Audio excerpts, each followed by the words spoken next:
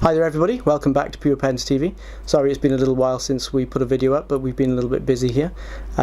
Just before Christmas, my wife Vicky and I had our first baby, so I've been kept quite busy with early morning wake-ups and feeds and nappy changes, so I haven't really had the time or the mindset maybe with baby brain to make some videos.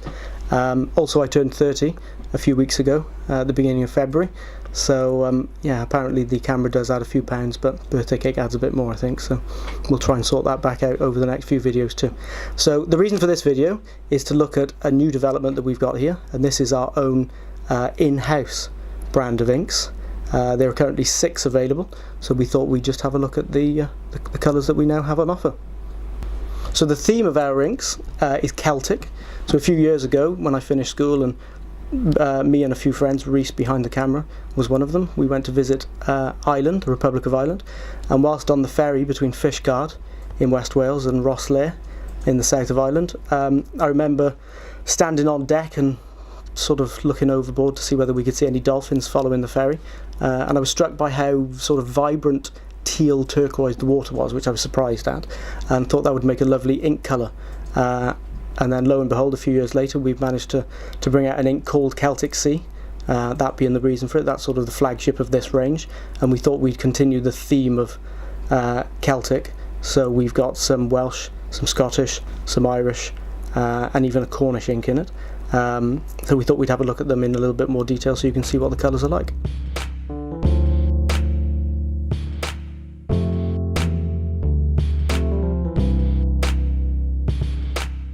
So firstly we'll have a look at the bottle. We went for clear colourless glass, so as the level of the ink drops you can quite clearly see what colour of ink is in it. We hand label them with a swatch of the actual ink on the front, both handwritten and swabbed, and we also then do a little swab and labelled name on the lid of the bottle, so if you keep them in a drawer you can quite clearly and easily see what's in that bottle. The bottle is quite tall deliberately, so that as the ink level drops you've still got good access to a depth of ink to fill up your fountain pen that fills with either a converter or a piston, so that was a deliberate choice too.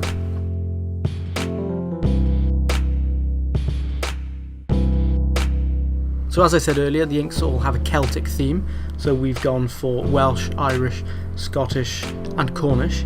The first colour is called Celtic Sea. We picked this colour because, as I said earlier, a few years ago I travelled to Ireland on a ferry and was quite surprised by the colour of the sea, so we tried to replicate that. This colour has got quite good shading, so we use this in and around the office and we're quite pleased with how it's turned out.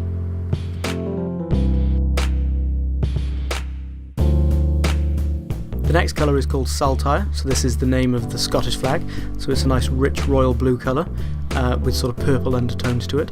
This ink is special in that it's got a blue-red sheen, so if you use a particularly thick nib you get quite a nice effect of a red purplish sheen on top of your writing.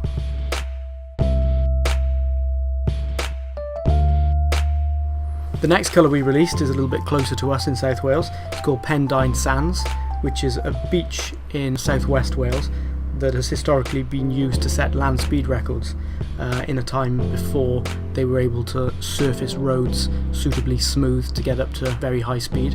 They used to use the beach when the tide was out to 7 miles long, and yeah, quite an interesting shade.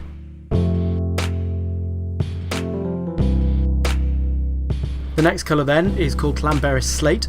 So Clam is the village in North Wales which is at the base of Snowdon, the highest mountain in all of England and Wales. It's where the train that takes you up to the summit of Snowdon begins its journey, and it's also the location of the Clam Slate mine, and also now the National Museum of Wales for Slate. So it's a grey with an undertone of purple, which quite nicely matches the local slate that was mined up there for centuries.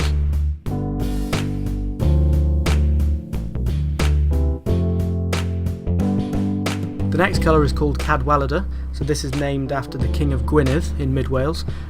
He was the king in 655 AD. His family coat of arms was the Welsh dragon, which ultimately became the flag of the nation of Wales, and he was also the last person to hold the title of King of Britain, so that's where the name for this rich blood red comes from.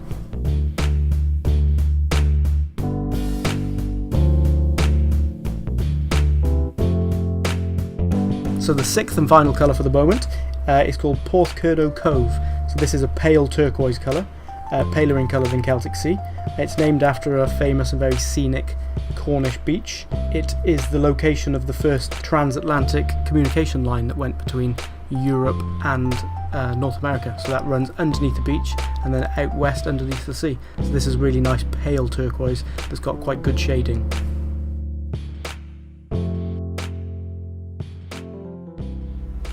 So we hope you liked the look of those new inks that we've got. We've got a few more shades up our sleeve as well, so please do keep an eye on our social media channels, Instagram, Facebook, Twitter and YouTube, for updates on new colours. We may even ask your opinion on which colour you'd like to see released next. So if you like this video, please do click like, subscribe to it, and feel free to pen a comment underneath. If you've got any ideas for names for new inks, whether they be Welsh, Scottish, Irish, Cornish, even Britannic from Brittany, then feel free to make the suggestions there too. So until next time, hopefully it won't be quite as long a wait for the next Pure Pens TV video, but until next time, bye bye.